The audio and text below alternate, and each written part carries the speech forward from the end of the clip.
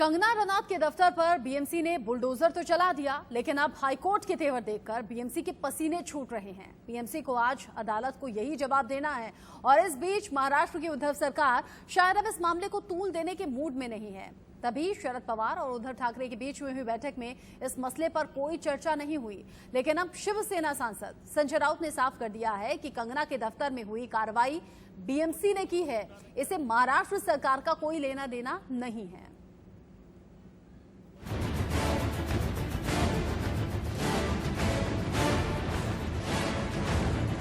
ये वक्त का पहिया है, याद रखना। उद्धव ठाकरे, तुझे क्या लगता है कि तूने फिल्म माफिया के साथ मिलके मेरा घर तोड़ के मुझसे बहुत बड़ा बदला लिया है? आज मेरा घर टूटा है, कल तेरा घमंड टूटेगा। ये वक्त का पहिया, मेरा घर तोड़ के मुझसे बहुत बड़ा बदला लिया है। आज मेरा घर टूटा है, कल तेरा घमंड टूटेगा। ये वक्त का पहिया है, याद रखना। हमेशा एक जैसा नहीं रहता। अब ये लड़ाई कोर्ट पहुंच गई है। कंगना रनौत का कहना है में क्यों चिपकाया गया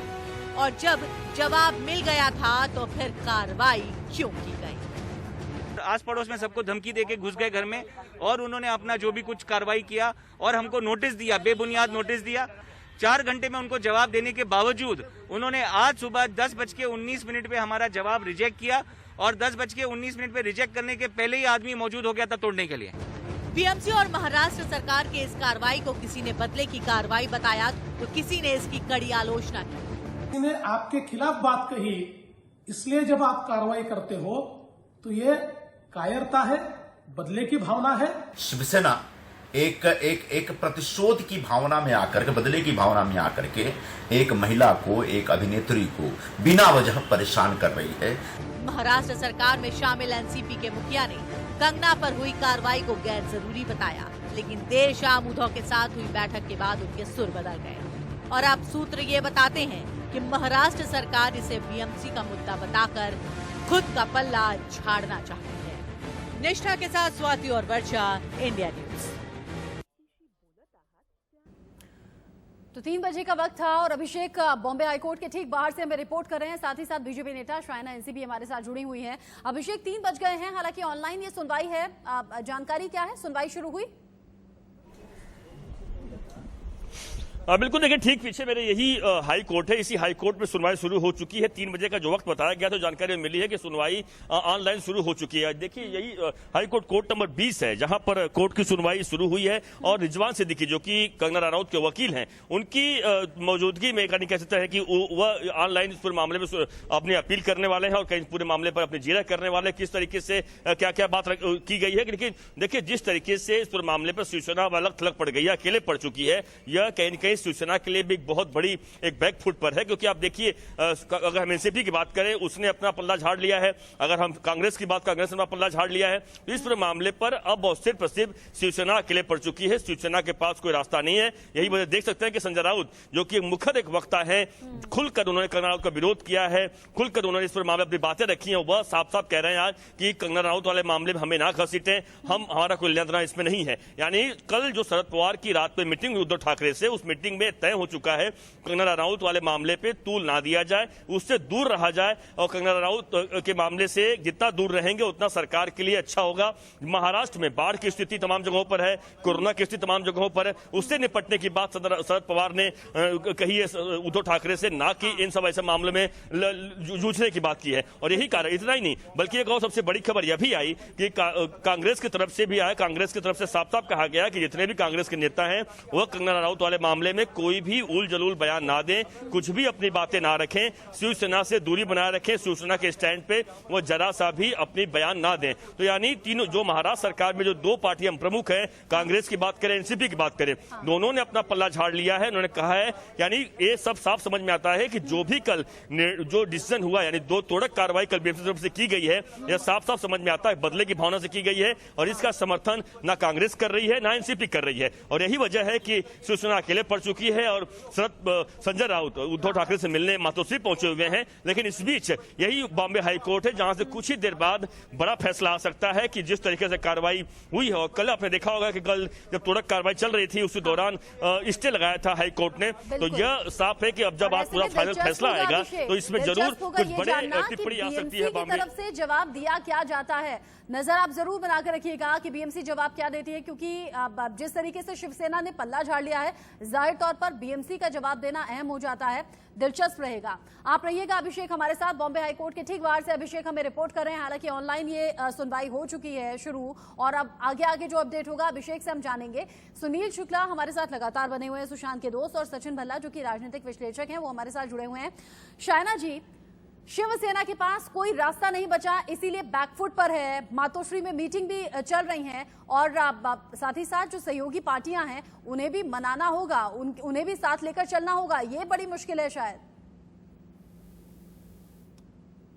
देखिए, सबसे पहले तो मैं 2 मुद्दे पे फोकस करना चाहती हूँ। एक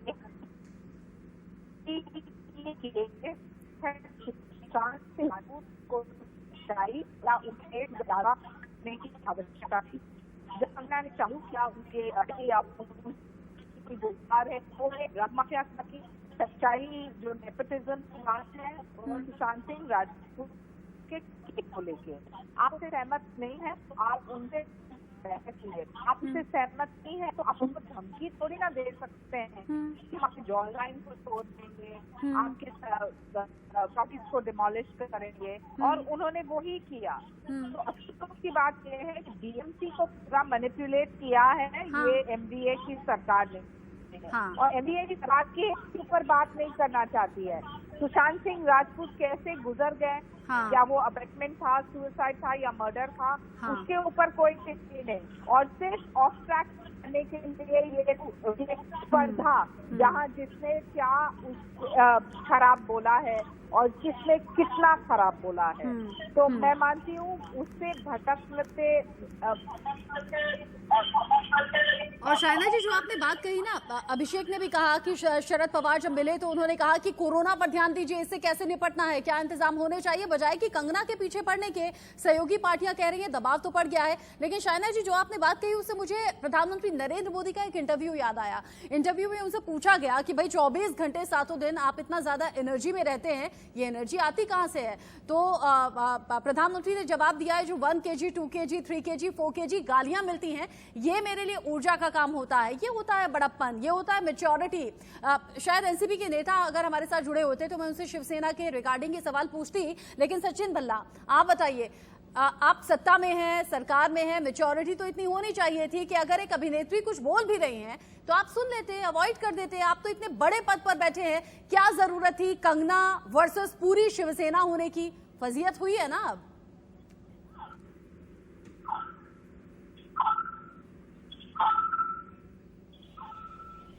से रिया पे हुई, रिया से कंगना पे गई। मुझे ये लगता है कि जो असलियत है उस चीज से हम भटक रहे हैं और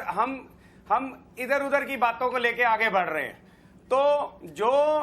कंगना की बात हुई, जो रिया की बात हुई, रिया को ने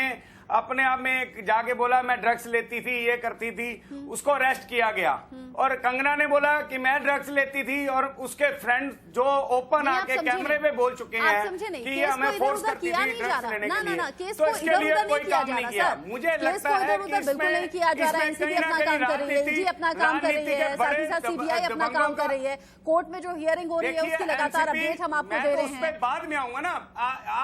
आप तो एक छोटे से घर को लेके आप कैसे कह सकते हैं सर? सारी जांच एक साथ चल रही है ना, कोर्ट में सुनवाई भी चल रही है, इधर साथ के साथ कंगना वाला मामला चल रहा है, हम तो खबर दिखाएंगे ना। मेरी विनती है, 2 मिनट की मेरी बात सुनाइए। एक छोटे से घर तोड़ने के लिए आपने कर दिया। कंगना ने जब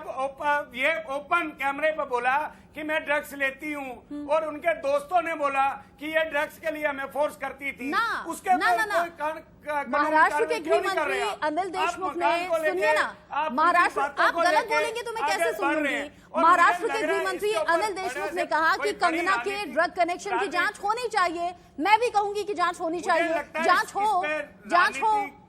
जांच हो, कब मना कर रहे हैं? अब महाराष्ट्र के गृह मंत्री अनिल देशमुख ने कह दिया घर के ऊपर मैं करूंगी जो आप सर इतना बड़ा issue सर बना मैं के करूंगी बैठे हो। जांच सारे सर मैं करूंगी छोटे जांच घर के लिए मैं आप करूंगी इतना बड़ा जांच issue मैं लेके तो बैठे निष्पक्ष हैं। तरीके से कह सारे रही हूँ जितने रिया भी चक्रवर्ती मीडिया हो तो है, घर को कंगना लेके रनौत हो बैठे तो हैं। जांच तो रिया, हो मेरा महाराष्ट्र मैं के गृह मंत्री फैसला कर चुके हैं ड्रग कनेक्शन की जांच होगी कंगना रनौत के जो ड्रग कनेक्शन होंगे उनकी भी जांच होगी वो खबर आएगी तो वो भी हम दिखाएंगे आप ऐसा नहीं कर सकते ना आप एक साइड नहीं बोल सकते सुनील शुक्ला भी कुछ कहना चाह रहे हैं उनके पास मैं जाऊंगी लेकिन इस बीच बड़ी खबर आ रही है बड़ी खबर बॉम्बे हाईकोर्ट से जुड़ी हुई बॉम्बे हाईकोर्ट में कंगना की याचिका पर सुनवाई शुरू हो गई है तोड़फोड़ पर बीएमसी हाईकोर्ट में जवाब आज देने वाली है कंगना की बहन रंगोली ने दफ्तर पहुंचकर तोड़फोड़ का जायजा लिया क्या कुछ तोड़फोड़ हुई है क्या नुकसान हुआ है वो तस्वीरें भी सुबह हमने आपको दिखाई थी लेकिन 3:12 हो चुके हैं अभिषेक जानकारी दे रहे हैं कि याचिका पर अब सुनवाई शुरू हो गई है अभिषेक कोई अपडेट है क्या बिल्कुल अपडेट है बिल्कुल देखिए अपडेट इस वक्त बड़ा है कि सुनवाई बिल्कुल शुरू हो चुकी है सबसे खास बात तो यह है लेकिन सुनवाई शुरू होने के बाद यह एक बड़ी जानकारी आई है कि बीएमसी ने अपनी एफिडेविट कोर्ट में दाखिल कर दी है और कोर्ट में दाखिल करके उन्होंने साफ साफ बताया है कि कंगना रनौत ने जो भी काम कर रही थी वह इलीगल था गलत था जो एडिशन अल्ट्रेशन जो किया जाता है बिल्डिंग में वह गलत तरीके से किया गया था पूरी परमिशन नहीं ली गई थी इस वक्त हमारे पास वो जानकारी एक्सक्लूसिव हमारे पास हाथ आई है जिसमें बॉम्बे हाईकोर्ट में बीएमसी की तरफ से रखा गया क्योंकि बीएमसी जवाब मांगा गया था बॉम्बे हाईकोर्ट द्वारा और बॉम्बे हाईकोर्ट में बीएमसी ने अपना पक्ष रख दिया है और उसमें साफ साफ कहा गया है कि जो चीजें यानी की जाती है अगर उसका पूरा मीनिंग निकाले तो जो भी कंगना रनौत अपने बिल्डिंग में एडिशन अल्टरेशन का काम जो कर रही थी वह गलत तरीके से कर रही थी इसलिए यह कार्रवाई की गई यानी बीएमसी सबसे बड़ी खबर इस वक्त की है बीएमसी अपनी कार्रवाई को सही बता रही है जो कार्रवाई उन्होंने किया है कल वह सही किया है उसमें जरा सा भी कोई भी गलती नहीं है क्योंकि इस पूरे मामले पर जाहिर सी बात है कंगना रनौत के जो वकील हैं उनकी तरफ से बात रखी जाएगी बात आगे सुनी जाएगी लेकिन चूंकि कल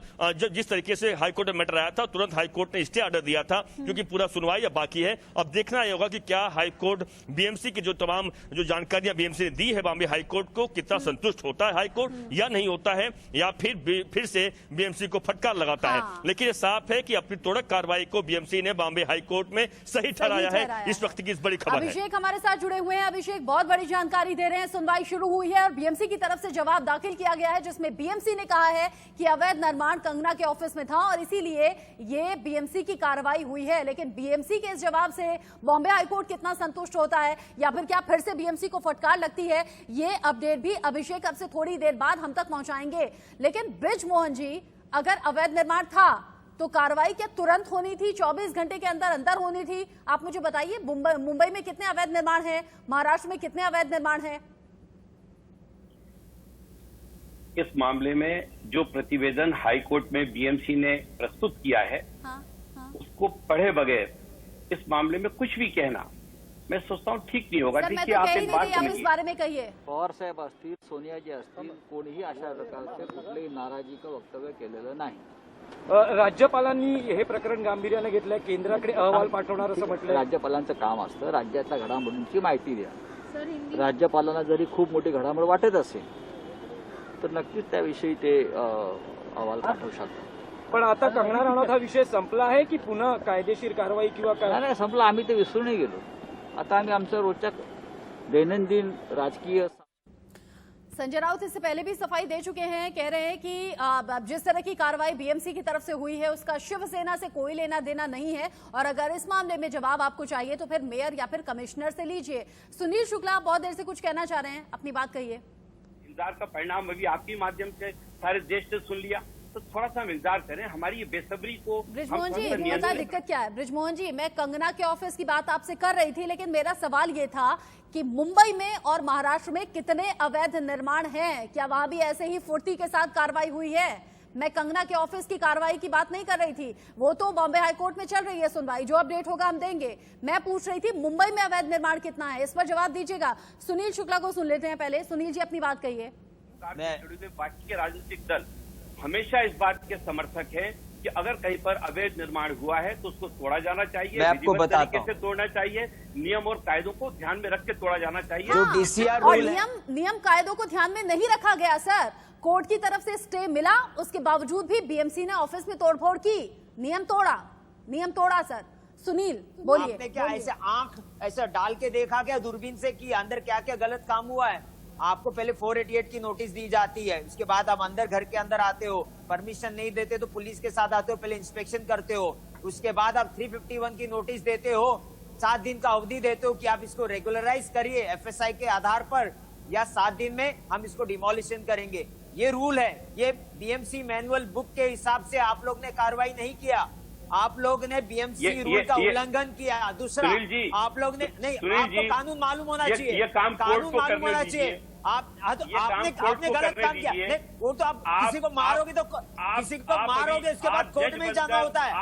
उसके बाद कोर्ट में जाना। नहीं, रूल बताता हूँ, बीएमसी मैनुअल बुक ये बोलता है, प्रोसीजर बताता हूँ, 488 का नोटिस इंस्पेक्शन, 351 आपको नोटिस देना है कि इलीगल काम को रेगुलराइज कर रहे हो कि इसको हम डिमोलिश करें। आप प्लान पुट अप करते हो, करना है कि आपने आप लोग ने जो काम किया है, आपने कंटेम्प्ट का काम किया। ना बृजमोहन जी, अदालत तो नहीं लगाते, लेकिन हाँ खबर जरूर दिखाते हैं। खबर ये कि बीएमसी 24 घंटे पहले नोटिस चिपका देती है और अगले ही दिन सुबह सुबह जाकर अपनी फौज के साथ पहुंचती है, तोड़फोड़ की कार्रवाई कर देती है, जबकि कोर्ट की तरफ से स्टे ले लिया जाता है। ये जानबूझकर नहीं हुआ तो फिर और क्या है? अब शिवसेना की तरफ से संजय राउत कह रहे हैं कि शिवसेना से इसका कोई लेना देना नहीं, जबकि जग जाहिर है कि शिवसेना इसके पीछे है। बीएमसी चलते किसके कहने पर है, ये सब जानते हैं।